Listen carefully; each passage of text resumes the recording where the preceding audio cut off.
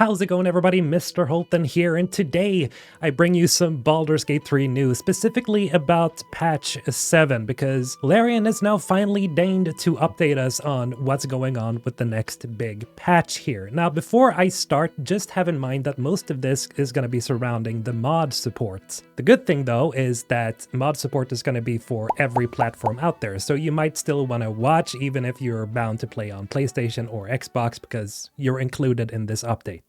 Anyway, so Larian posted this. Coming to you this September, patch 7 will introduce an official modding toolkit so you can bring your wildest ideas to life. Closed alpha begins today, closed beta begins in July, and then some modding FAQ, which we're going to read through here. Now, interestingly, you may have noticed, yes, it says September, so it's quite a while until the next patch releases. But then again, you know, I understand why it's going to take some time releasing this patch, because as you may know, these giant official patches from Larian, they have a tendency to break stuff. So by all means, take your time, Larian. At least I feel so. Maybe you guys want these patches out quicker.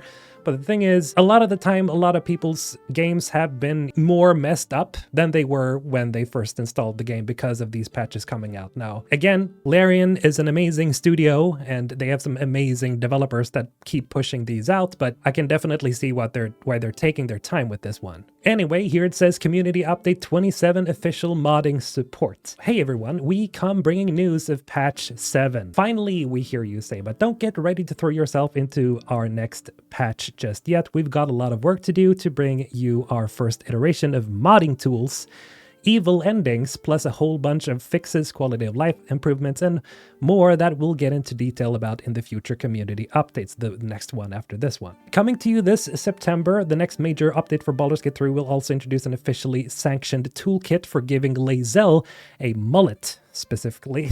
I mean, sure, go for it. You only live once. True. As we mentioned in our last community update, we want you to have the opportunity to test our patch 7 and the Baldur's Gate 3 toolkit so you can share your feedback with us before it goes live. Patch 7 testing is now being split into two-phase process, which begins with working closely with a small team of mod authors from the community. This is our closed alpha stage where they'll be able to help us further develop the modding tools and have a go at bringing their existing mods to life using our Baldur's Gate 3 toolkit. Kinda envy these guys, but still not, because I don't know how to mod myself. The closed alpha is set to kick off today, June 3rd, and we'll be inviting more mod authors to take part over time. So remember to show your interest in case if you are a mod author and you want to see if your mod could make it. Come July, we'll be opening registration for a further closed beta capped at roughly 1,000 players. That's a lot. 1,000 players that anyone on PC can go ahead and sign up for. And we want you to test the mods created during the alpha. With the intention of working through your feedback through the summer, it will give us time to polish off patch 7 ready for release in September. In the meantime, we still have plenty coming your way, including some anniversary extravagance as we look back on the months since release. We're also still pressing on with the development of an in-game photo mode, crossplay, and more fixes that will arrive later down the line. So again, here we get some confirmation here. Photo mode is coming, and crossplay is also supposedly coming.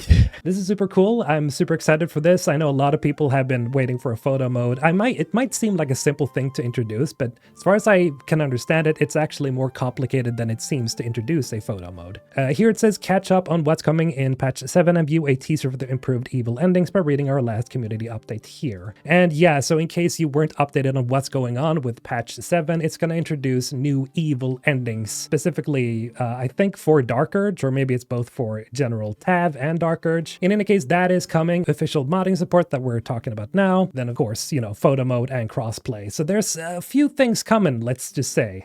Okay, so jumping over to modding FAQ. Whether you are a seasoned modder excited to continue developing mods for Baldur's Gate 3, or you are new to the scene and want to try out your hand in bringing your ideas to life, our new modding pipeline aims to provide a convenient way for players and creators alike to access and manage mods across all platforms Baldur's Gate 3 is released on, with improved compatibility, tools, and documentation. Okay, so first things first, what is a mod? So most of you already know, but let's read this anyway. Whether you are turning fireballs pink, boosting the attack damage of a hand-wielded sausage, or bestowing all citizens of Faerun with a personal handgun, modding lets you alter the game to show how it looks or behaves.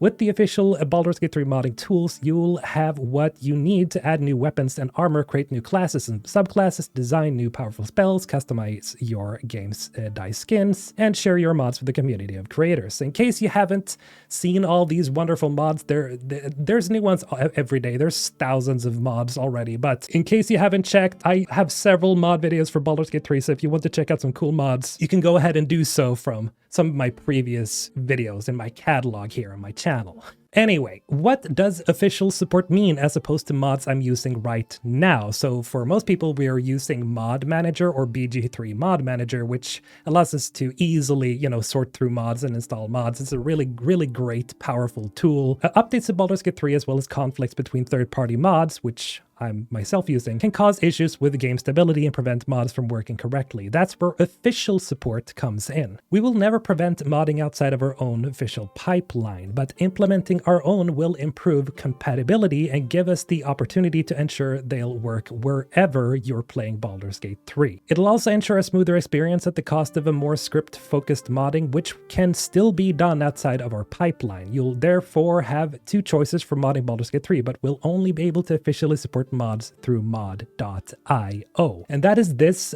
platform right here. I've never used mod.io, but this is the app or the site or what have you that they're going to use to upload mods. Here we see they're already in an official partnership with Sega, Ubisoft, Bandai, Techland, Focus, Gearsoft, Calypso, and Coffee Stain.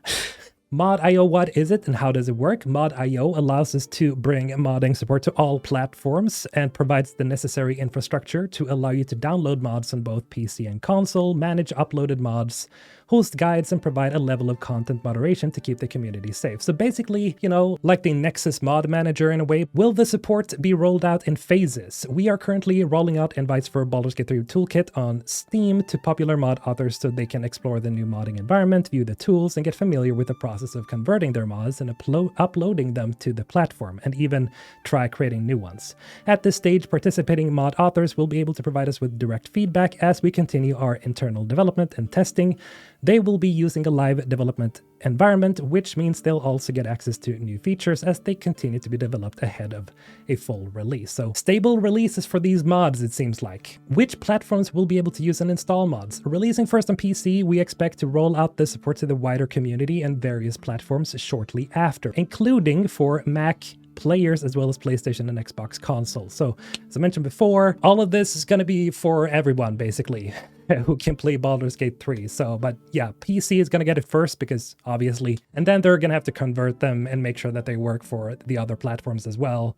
Which platforms will be able to use the modding tools to create new tools? Limitations in place on some platforms means that while you will be able to browse, install, and use player-created mods, the official modding tools themselves will not be available to those playing on console. PC players will have access to Baldur's Gate 3 Toolkit to create their own mods, and an internal curation process will determine which of these mods become available for those on console. What mods won't be available through mod.io? I was already thinking this. There's probably not going to be many not safe for work mods, unfortunately, because that is usually the case when it comes to like official mod support. Baldur's Gate 3 as a Dungeons & Dragons game licensed by our partners has certain guidelines in place to ensure the integrity of the game's universe. That said, we want to support as much creative freedom as possible. Our goal with mod.io and our partners is to strike a balance that allows for extensive modding while keeping the guidelines in mind, and to open the door for mods to reach as many players as possible while ensuring they work seamlessly across different platforms. While some not safe for work mods and certain script-heavy modifications may not be supported through the official pipeline,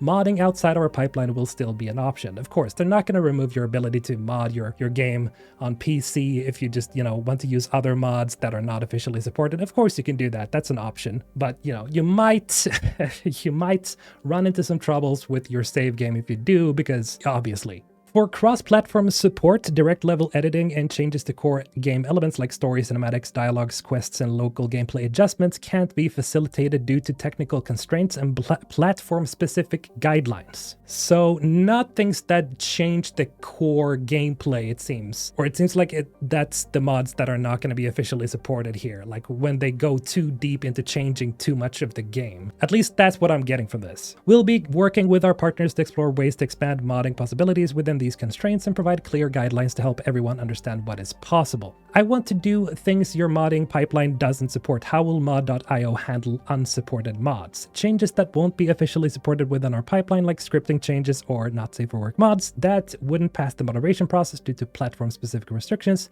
may still be packed locally with mod.io's toolset and uploaded to other mod distribution platforms. This means that those mods can still be downloaded manually, and the game's browser will recognize them and allow you to manage them in the mod load order of the game. However, because they would be local and alter unsupported systems, there will not be embedded support for checking for updates and syncing to others in a multiplayer session. Additionally, we will not be able to provide full technical support in case of crashes. So in case you install an unsupported mod and you start crashing, they won't be able to help you with that. And then of course you're gonna have to sign up for an account over on mod.ui in case you want to use it. Not that big of a deal, honestly, because you know that's usually what you need to do for most mod managers. But yes, I agree, this is all very exciting stuff. I can't wait to see what all the official mods are gonna be for Baldur's Gate 3. I mean, again, there has been some tremendous mods already ever since the release, even before the game officially released, even in early access. Like, people have made some amazing creations. There's like new classes, there's new spells, there's like a mod which introduces I think hundreds of new spells. Like, there's so many cool things, and I'm super excited to see where this goes. But then again, you know, check out my catalog of mod videos for Baldur's Gate 3 if you're interested, and I'll be letting you guys know when we find out more about this next patch and, you know, any other BG3 news in the future. Have a great day. Mr. Olton signing out.